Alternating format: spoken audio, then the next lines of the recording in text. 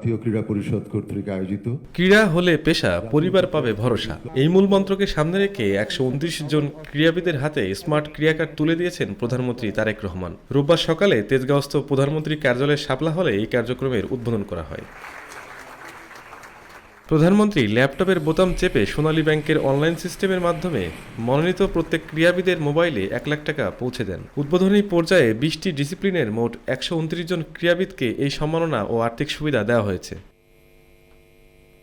অনুষ্ঠানে যুব ও ক্রীড়া প্রতিমন্ত্রী আমিনুল হক জানিয়েছেন, এই উদ্যোগের আওতায় এপ্রিল থেকে পর্যায়ক্রমে 500 জন ক্রীড়াবিদকে নিয়মিত বেতন কাঠামোর অধীনে রাখা হবে। আমরা আজকে 129 জন ক্রীড়াবিদদেরকে ক্রীড়া ভাতার প্রদান করা হয়েছে এবং আমরা আগামী 7 দিনের ভিতরে আমাদের 500 জন ক্রীড়াবিদদেরকে আমরা এই ক্রীড়া ভাতার অন্তর্ভুক্ত করব ইনশাআল্লাহ।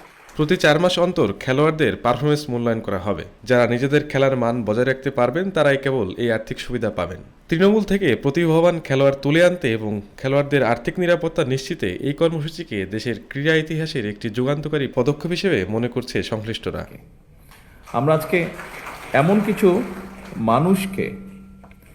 কিছু মানুষকে এখানে আমরা একত্রিত করেছি যারা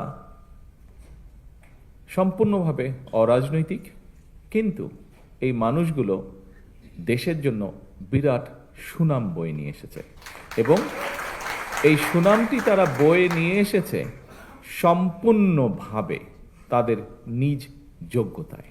খেলাধুলাকে পেশা হিসেবে নিয়ে একজন খেলোয়াড় যাতে অর্থনৈতিকভাবে অনিশ্চয়তার মধ্যে না থাকেন, সে লক্ষ্যেই কিন্তু বর্তমান সরকার খেলোয়াড়দেরকে ধারাবাহিকভাবে আমরা যে একটা সুনির্দিষ্ট নীতিমালার ভিত্তিতে আমরা একটা সম্মানী কাঠামোর আওতায় আনার কাজটি বাস্তবায়ন আজকে শুরু করেছি।